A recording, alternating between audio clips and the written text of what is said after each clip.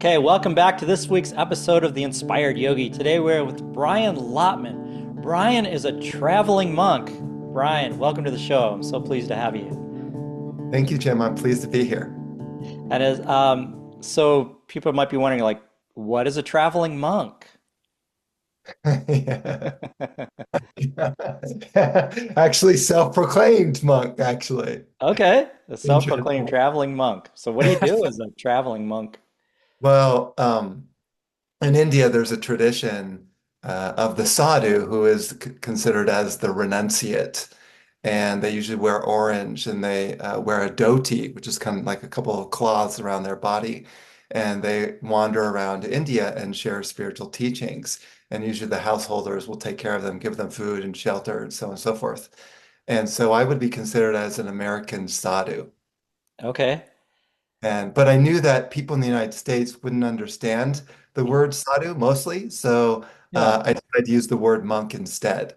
Okay, that makes sense. And monks have gotten really popular in the last couple months with the walking monks that did their big presentation in DC last week.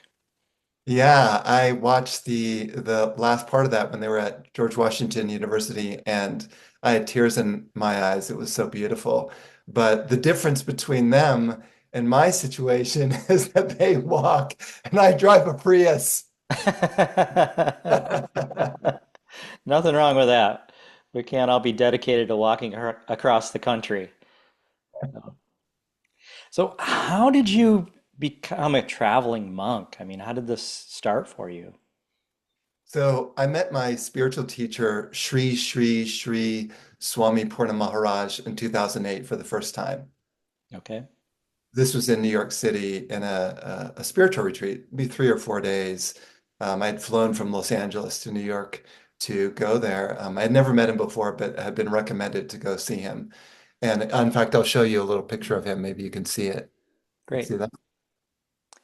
Yeah, I can.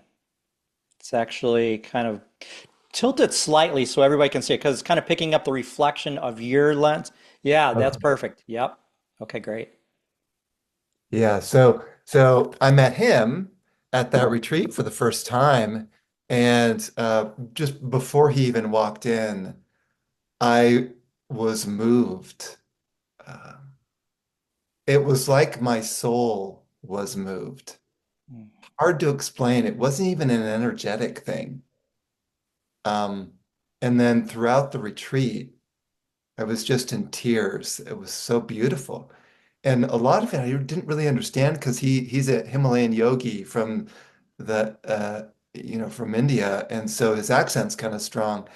And so it didn't really matter so much that I understood all the words. Hmm.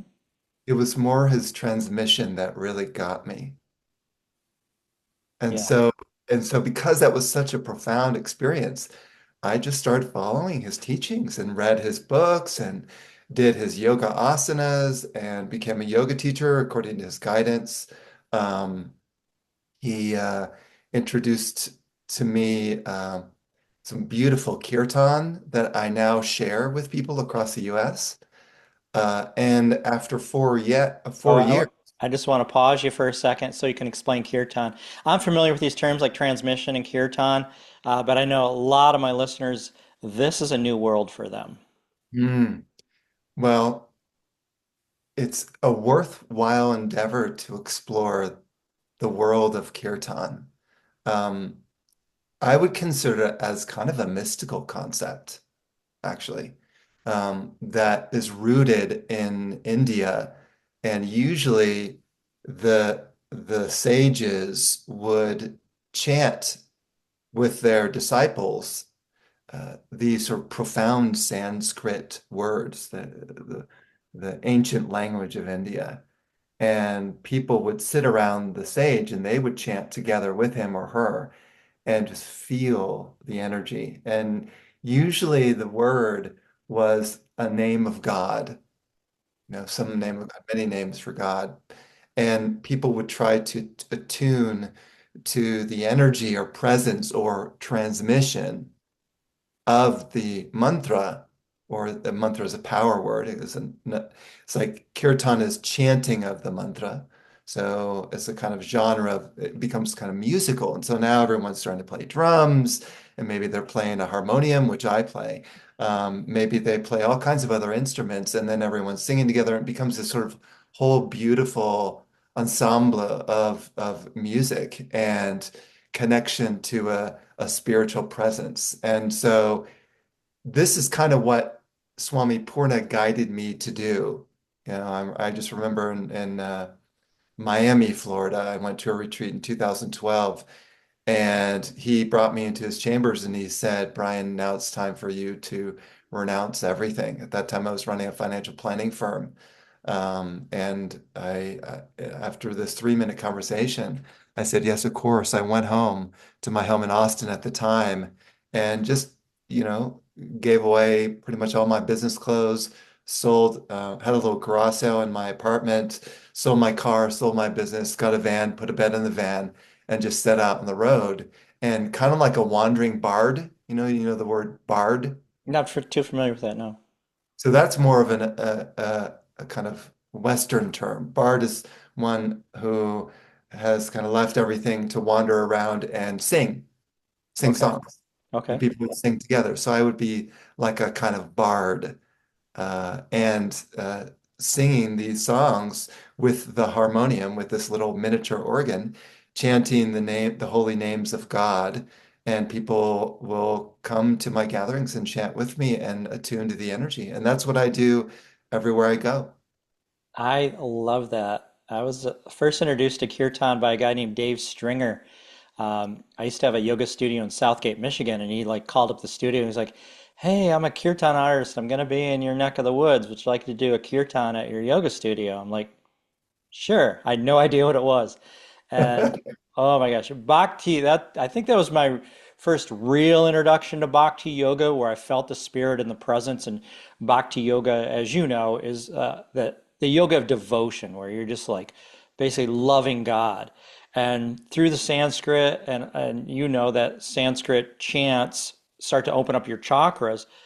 Wow, what an experience for me. And I fell in love with Kirtan. It's so amazing. Well, what I found is, people, no matter what religion they are, Hmm. can enter into an environment like that and chant the mantras, and they may not even know what the mantras mean. But honestly, it really doesn't matter. Right. It's more of the internal feeling or and the love and the grace that arises inside you and overwhelms you and brings you into the states of joy and bliss. And so that's what we do in Kirtan. Oh, that's yes, and I love that. It's such a good feeling, to have that joy and bliss like you're saying. There's no better feeling in the world if you ask me. So, And so this happened in 2012, where I yeah. left everything and I just started traveling from city to city. And that was, what, 14 years ago now. Hmm. I've continued to do that. And at first, it was difficult because I would come into town and wouldn't know anyone, and maybe one or two people would come, because Sure. they didn't know my name. So it was hard, and I wondered if this was going to be supported financially. I really wondered about that, whether the universe was going to kind of make this possible for me to continue to travel. And bit by bit, it just became more popular, and people started to open to it and get excited when I came into town. And now um, it, I'm very well greeted in many, many towns across the US, Canada, and Mexico. And many people also have offered to open up their home to house me while I'm in town. That's beautiful. If you ever want to come to Port Charlotte, you're welcome to come here. I'm in Florida. I have gone. I've done a gathering there. Oh, awesome. That's so awesome. I got a couple questions. First, how do you get in connection when you go to these different cities with people? Well, many ways. Probably the easiest way is if let's say if I already knew someone who lived in that town, I would ask them if they knew any places that would be open to a spiritual gathering. If I didn't, then I would just kind of go onto Google and I would type in spirituality and type in the name of the town, and it would come up with maybe some healers or some churches or something, and then I would Hmm. send an email to them and see if they were interested. And I would say that most people don't respond. I said probably maybe even 90% don't respond. Maybe one out of 10 say that sounds interesting. Let's try it. Even though they've never met me, they've never experienced a gathering, they kind of take a risk. Hmm. And then when I come, I think that most people are pleasantly surprised by how lovely the gathering is. Yeah, yeah, I'm not surprised. Yeah. The second thing is, I don't know if it's a question as much of a kind of an observation that I've noticed with people that have gone on a journey like yourself. I think of like Paramahansa Yogananda. Are you familiar with him? Yeah.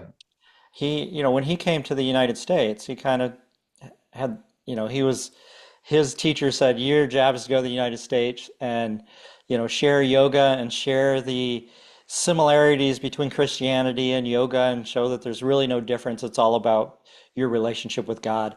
And, he struggled too. So I almost wonder if that struggle's important or if that's like a test from spirit or God, to like, are you really committed, before it'll really There, move for you. there are a couple of dimensions to that question.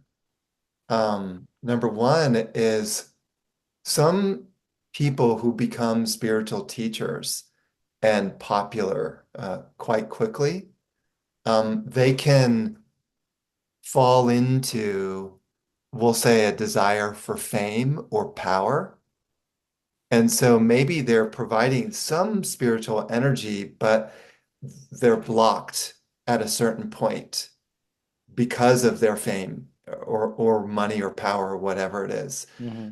So I would say, someone who begins as a wandering sadhu, um, it would almost be a detriment to become popular That because makes sense. Yeah. because the ego can really creep in and start claiming that this is mine. And more and more as the energy comes through, I realize I have no idea what's happening. It's so mystical and magical. I have no clue. And so when people thank me, I graciously say, I appreciate your words. And then, but internally, there's this feeling of this is not mine. So that's the first part of it. The second part of it is I do believe that a person who goes through some hardships at the beginning, especially or throughout, builds character. I feel like a person will grow quicker on their spiritual path when they go through challenges and are able to kind of meet those challenges in a graceful way and work out issues with their reactions and their ego. Very, very helpful. So I felt like all the challenges that I've experienced on the road, not having a home and so on and so forth, have been only benefiting my own spiritual growth. Yeah, yeah, it totally makes sense. So a lot of wisdom in that. Yeah. So we have a mutual friend that shared your contact information with me and she said that just being in your presence in your satsang, or I believe that's what you call it, just opened her heart, and she just felt your authentic love and being in your presence and with the kirtan and the satsang that you give, and I think that's beautiful. That's showing me that yeah, you've let go of the ego. You've gotten there. So So I'll tell you a little bit about that experience because I do remember it. okay, I do remember the house that we were at, uh-huh, and I actually remember the subject as well. So I'll tell you what happened because it's an interesting one of my favorite subjects. So this was a Course in Miracles group. okay. I'm That very was me. familiar. I've done the course. My wife's actually doing it now. We've both done it a couple times. Great. Yeah. The book is supposedly channeled through a woman, Jesus's words. And um, and a lot of Course in Miracle groups will invite me to come and speak with them. And present. And this particular group wanted me to hold a gathering, and particularly on Jesus. So I've created, say I, but it's been created this kirtan, which I call Christian kirtan. Hmm. So I produced an album with a number of Aramaic mantras from the time of Jesus, ones that they were chanting back then, and putting those to song. And so during that gathering, A Course in Miracles gathering, I brought in the energy of Christ and Mary, Mother Mary, and the Holy Spirit, and other different energies that were related to the Christian tradition. And there's so much love in that invocation. And that was my sharing because A Course in Miracles very much can become kind of analytical, Hmm. figuring out this book, which is, it's a pretty sophisticated book, actually. Yeah. So I just wanted to bring a presence into the room, a sort of Christ presence. And I felt like she got that. She connected into that energy and felt it. And I feel like that's beyond intellect. That's beyond mind. There's something deeper. And I also felt like a person can have a more profound relationship with Jesus if they can feel that energy. Yeah. Yeah. That totally makes sense. Yeah. So you mentioned that you've learned these chants in Aramaic. How did you find, or what's the source of these chants? Books, Okay. books. Um, and I mean, I've read so many books on Christ, channel, whether they're channel books, whether it was the Bible, whether it was, more intellectual books, and discovered some of these along the way, and was so touched by them, the Aramaic words, that I felt compelled to put it to music. So I brought these mantras to my teacher, which I showed you the picture of Swami Purna, and he helped to initiate me into the mystical Christian tradition. Okay. And then that changed everything. And then the chants, the mantras that I'm sharing are, you could say, empowered. And so we'll say it made a difference because Swami Purna doesn't particularly say this religion is best or this tradition is best. He says, go with whatever tradition floats your boat. What do you like best? And follow that. And so when I told him that I love the Christian path so much, and I particularly love Jesus, he said, you're going in the right direction. Follow your heart. And he's just helped me to amplify my connection to the Christian tradition and also share it with those who are interested. I love that. If you don't mind me asking, were you religious before this yoga transition? If so, in what aspect, what way? Not at all. In Not at fact, all. I was atheist. Oh, wow. Okay. And actually, that's fortunate. It's fortunate to be an atheist, I feel. Hmm. I'm laughing at this because it just sounds so funny, but it's true. It's fortunate because if you're brought up without any kind of religion, then you haven't been sort of put into dogmas or belief systems that you feel you should follow because your family follows. Or break out of. It'll break Yeah. out of, right? Or Yeah. let's say you've been so programmed with that religion has to go this way that you feel guilt even getting out of the religion, Yeah. right? And Yeah. maybe going in a different direction. And so I wasn't subject to any guilt or any like attachments to any religion. So it allowed me to kind of explore so many different traditions and follow according to what I like. I love that. Yeah. So uh, it's interesting. I was raised Catholic and at some point became an atheist. I no longer believe in any of this. It's just there was a lot of struggles with Catholicism because I had questions that no one would answer, and it was just like. But while I was an atheist, I found myself always talking to God.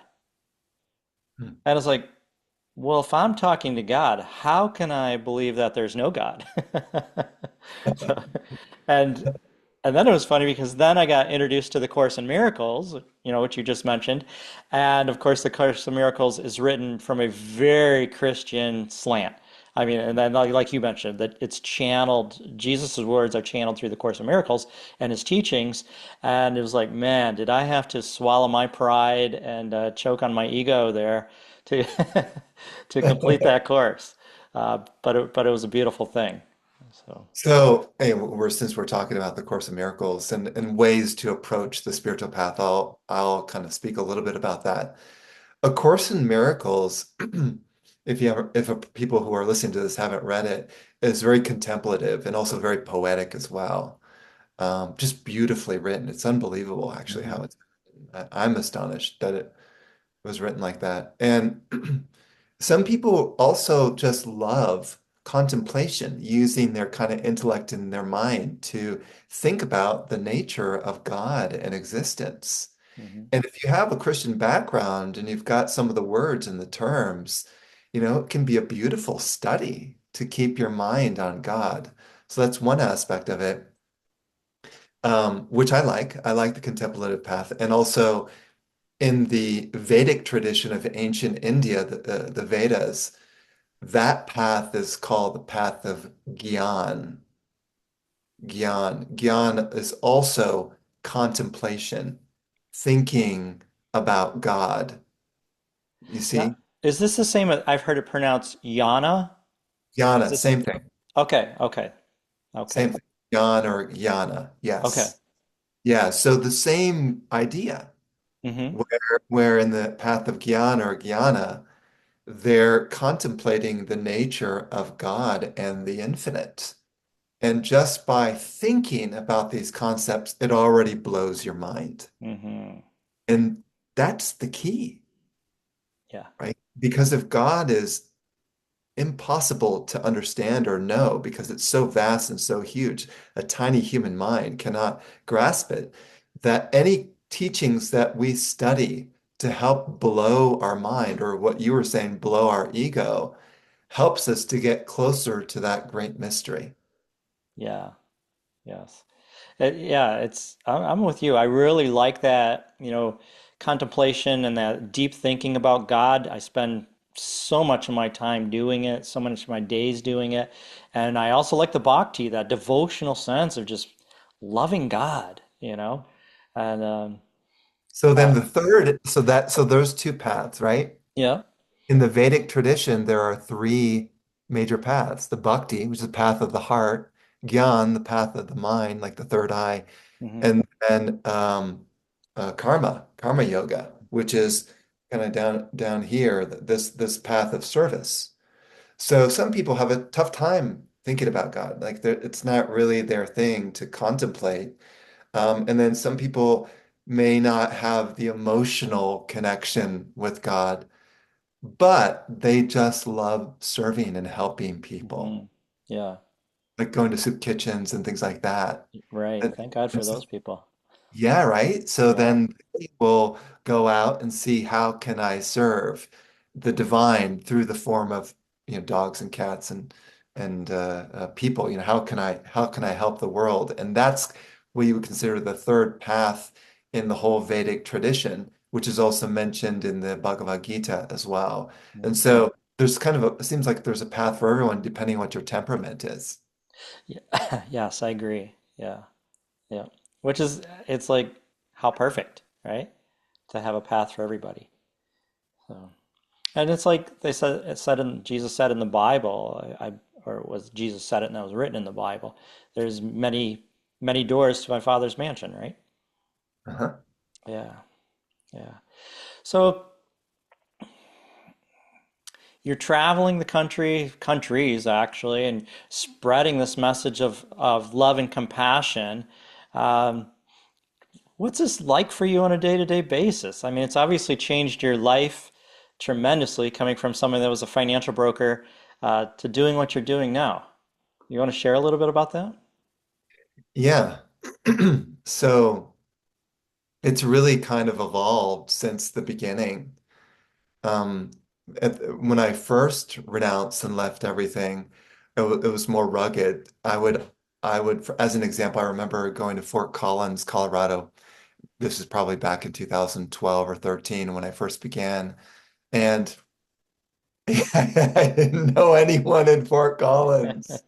And I had one yoga studio that was willing to host me to hold a satsang. And the owner of the yoga studio was going to be out of town. Oh, And no one no one was going to house me. And probably more because I didn't really know how to ask for help. So when I arrived in Fort Collins with my van, at that time I had a van and a bed in it, I parked the van next to a park and um, slept in the van uh, throughout the time I was there for about a week. And when I needed to wash myself, I would go to the park bathroom and give myself a sponge bath. So that was kind of rugged. And yeah. then I don't know if anyone's going to come to this gathering. The name of the studio was Om Ananda. Mm. So, I said the last 3 days that I'm here in Fort Collins, I'm going to take my harmonium, which is this little organ, and bring it to a corner of the street in the middle of Fort Collins. And I'm just going to put a little sign next to my harmonium and I'm going to start playing this little organ and sing kirtan, sing mantras, sing kirtan, sing music. And then people will come by and maybe they'll see the sign and they'll want to come to the gathering. So then this might work. Yeah. And did So, it? well, for 3 days in a row, I was out there singing 3 hours straight Wow. each day. And this is funny. Most people walked by with hardly a glance. Some people would stop and have a little bit of conversation, but I think it was a little bit perhaps awkward. Awkward for me, awkward for them too. Sure. Who is this guy?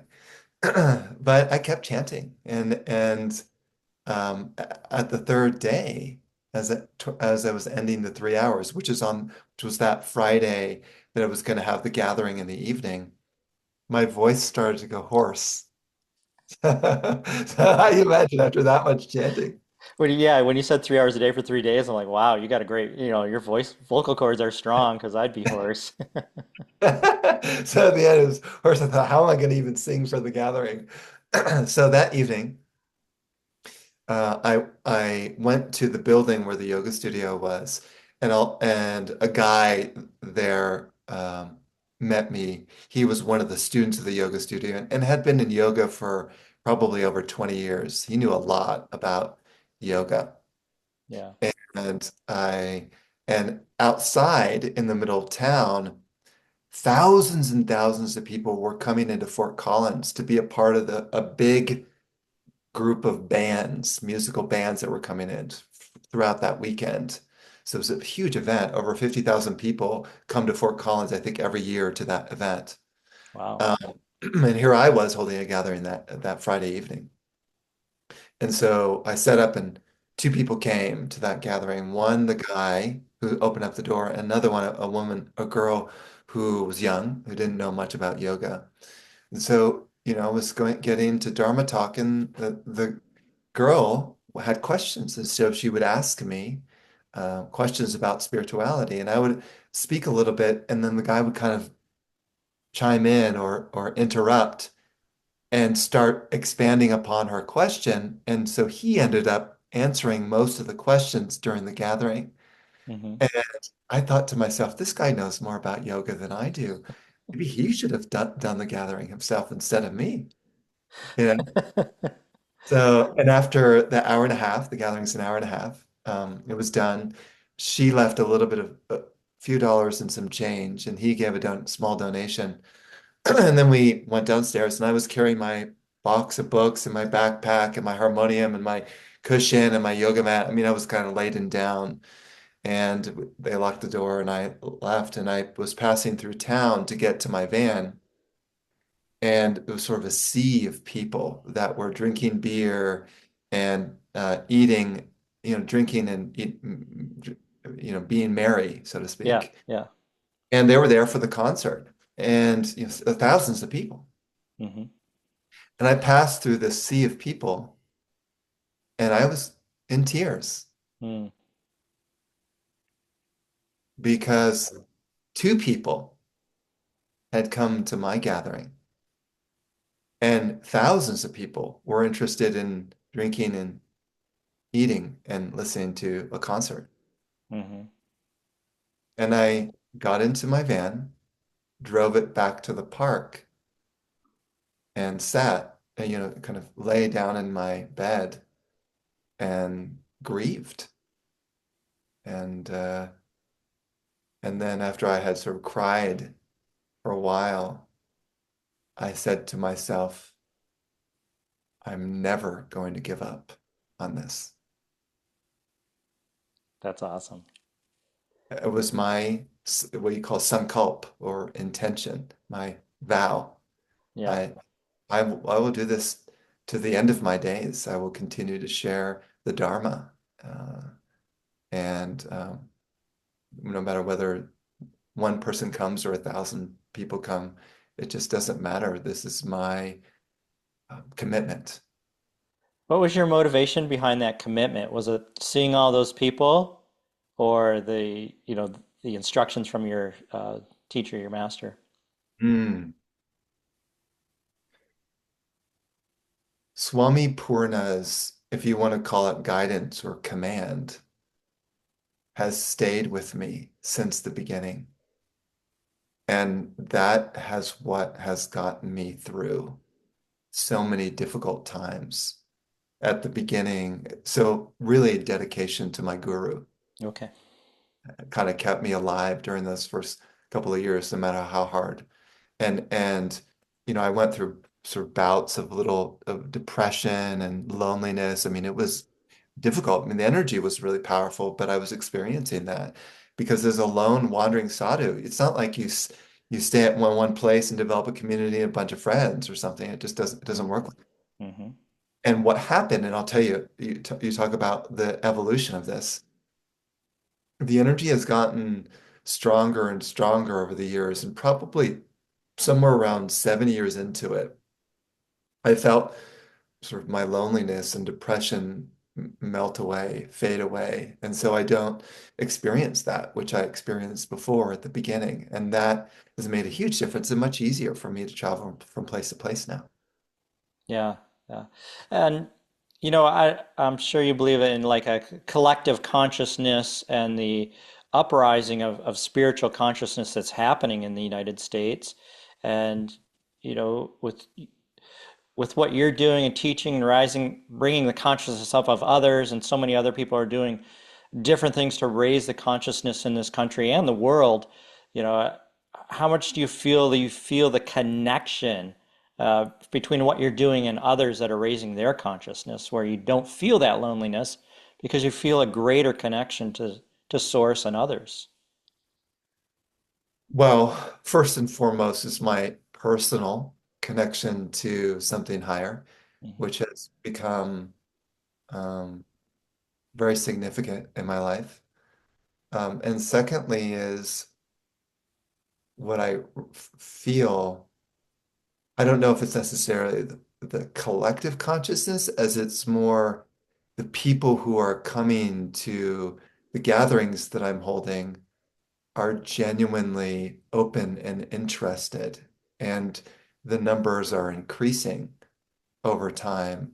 And so the excitement is increasing because of their, um, and it's not necessarily their connection to spirit, but there's something about it which is like the people are looking for something more than just the material American dream. Yeah. And they see me traveling with nothing, no home and nothing. And I'm so happy. And so they get excited about that. A guy who seems to be happy for no reason. Yeah. So it's the groups that I meet that I feel have I feel less alone. More like, oh yeah, there are people out there. Not only that, but it's the people in the communities that I visit will open up their home to have me stay with them, and they've never met me. And then you realize there are good people in the world Lots of them. Yeah.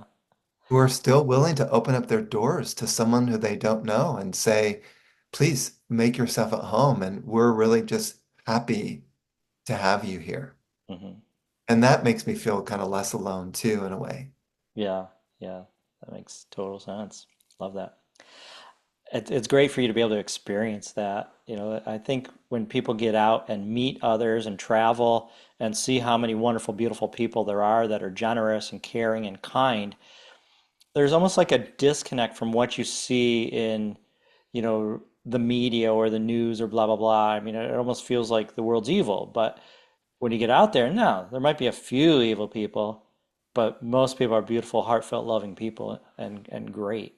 And, That has been my experience. And if a person is always kind of plugged into the drama of TV, it's easy to get into the mode of feeling that everything's going downhill. When for me, everything's rising higher and higher and higher and getting more and more beautiful. yeah, yeah, excellent. You mentioned the word yoga. What does that mean to you? Because, a lot of people have this, I don't want to say distorted, but just kind of limited view of what yoga is. I use it in different ways. Oftentimes, if I'm speaking about yoga, I'm really referring to yoga asana, which are the poses Hmm. that people do. But my real definition for yoga is a sort of way of life. If you know Patanjali's Eightfold Path of Yoga, it's just a really helpful thing to contemplate and read the 8 steps of yoga, beginning with just, being kind to people and staying away from negative things, right? That's kind of the basis of yoga. Mm. And it really is just a way of life. And then from there, then you can start doing asana practice to get your body more flexible and more open so that ultimately, after breathing and meditation, you can go into samadhi because your body is so comfortable and your mind is so clean and open. You reach that final stage with the eighth uh, the very last stage of yoga, samadhi. And so that's kind of where I'm trying to guide people towards that state. I jump kind of quite ahead in my gatherings. Okay. Although I do have taught yoga classes, yoga asana classes before, um, all the work that you do in yoga is meant to bring you closer to a divine connection. And so that's how I would describe yoga in general. Great description. I love that. One of the things I noticed when I studied Patanjali, he talks about the yamas and the niyamas, the 10 different ways of being and ways of not being. Um, and Jesus really taught a lot about forgiveness. Do you find in the way you have learned about Patanjali's teachings that forgiveness falls in line somewhere? I don't remember which part of the niyamas or yamas relate directly to forgiveness, but I would place forgiveness in the yogic tradition. Hmm. Definitely. There's even a Sanskrit word that is described in the Bhagavad Gita, which is kshama, Kshama, which is forgiveness. Okay. So, you know, forgiveness would be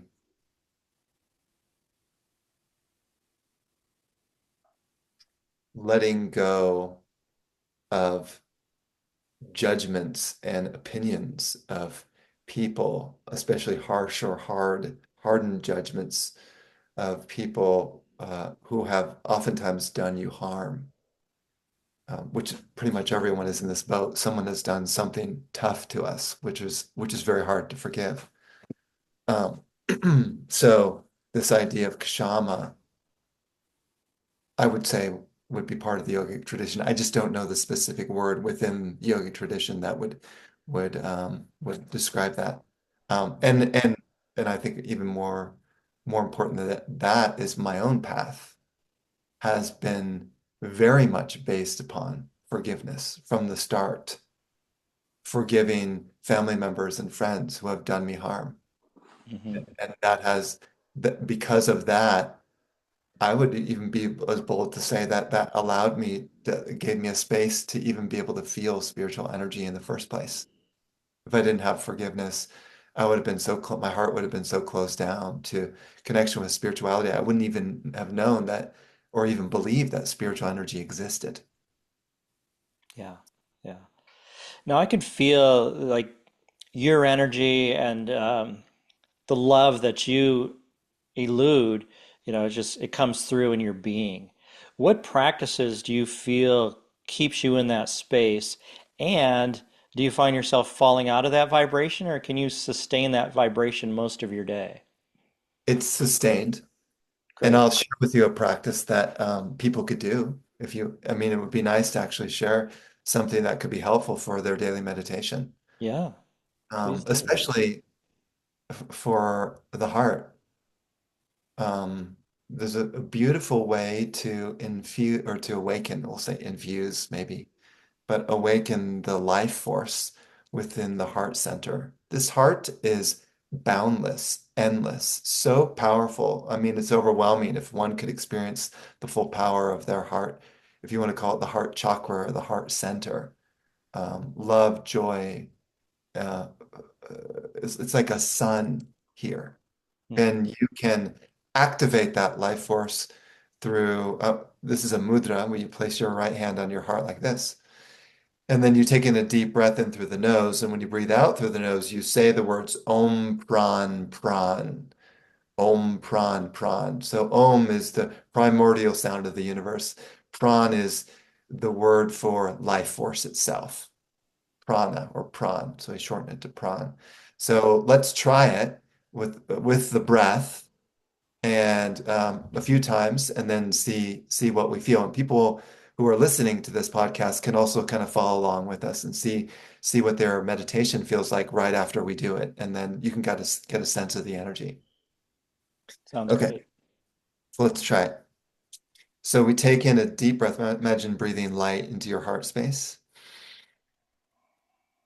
Exhale and speak the words. Om Om Pran. Pran. Breathing out all the air. And then again, deep breath. Om Om Pran. Pran. Breathing out all the air. And again, deep breath into the heart. Om Om Pran Pran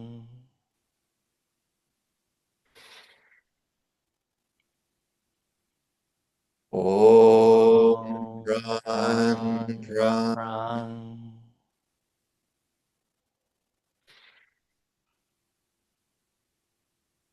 Om Om Pran Pran Pran. Pran.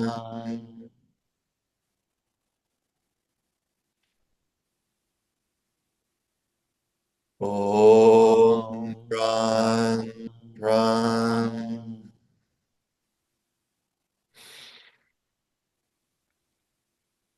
Om Om Pran Pran Pran. Pran.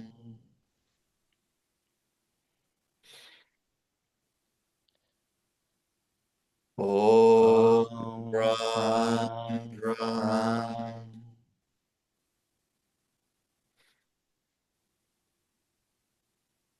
Om Om Pran Pran Pran. Pran.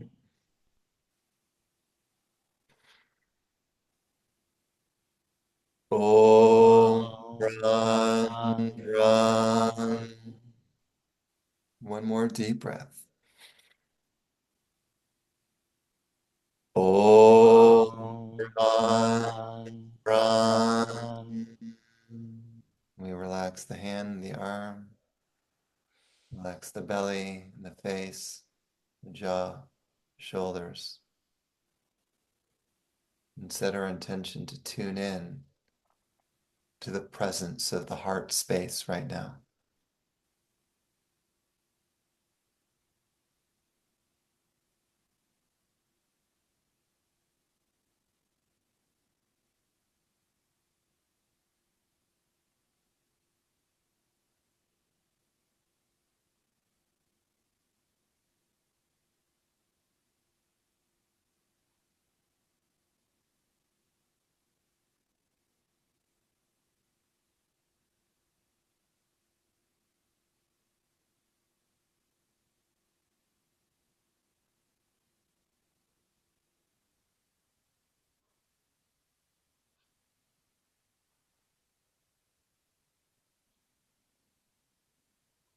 And we'll just set the intention that anytime we practice this again, the energy will become more powerful, more real, more alive.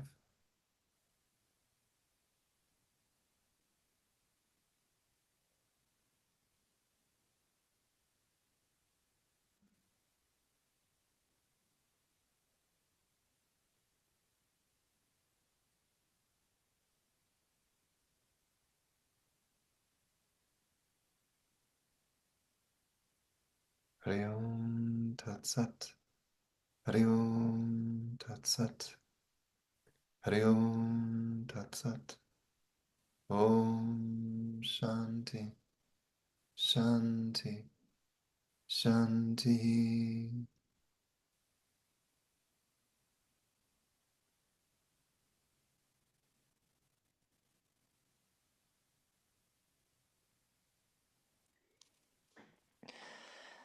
I love you, brother.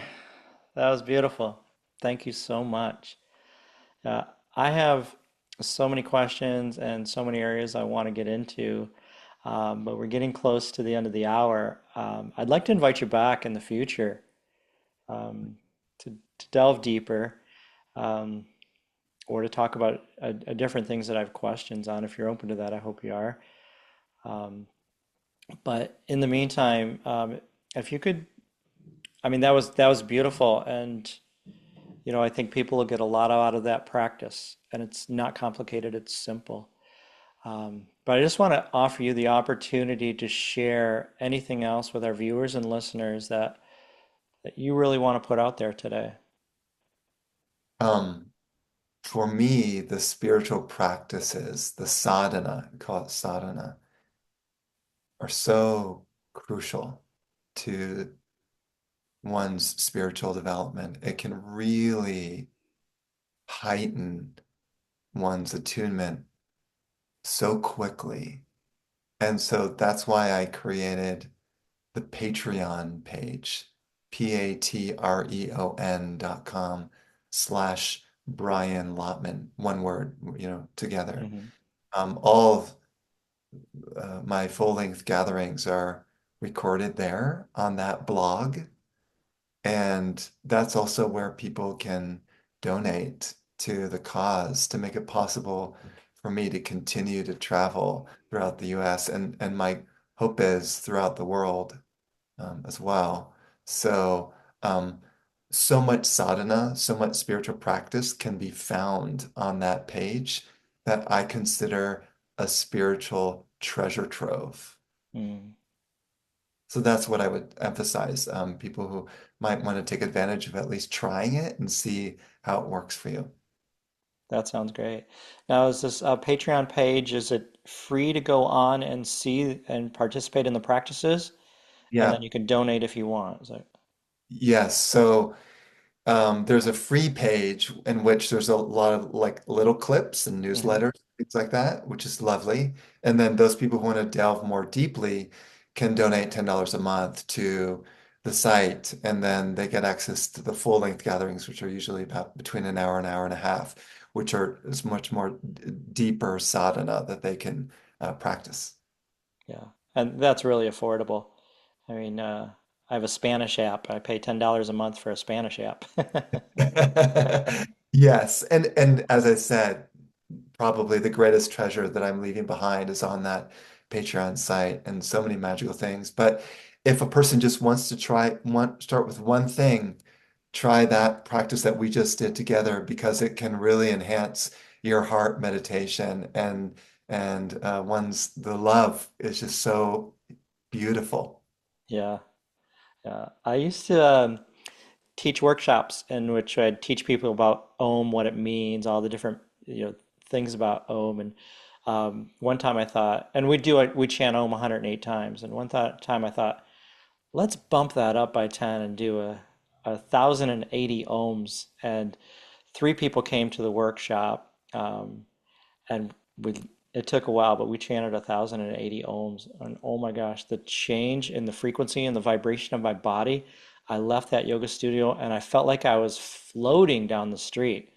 The vibration was incredible. Beautiful.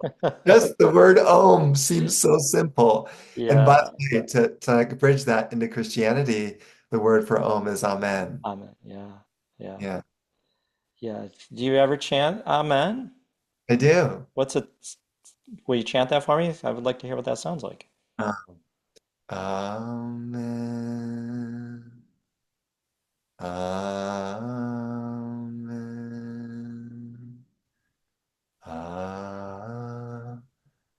Amen.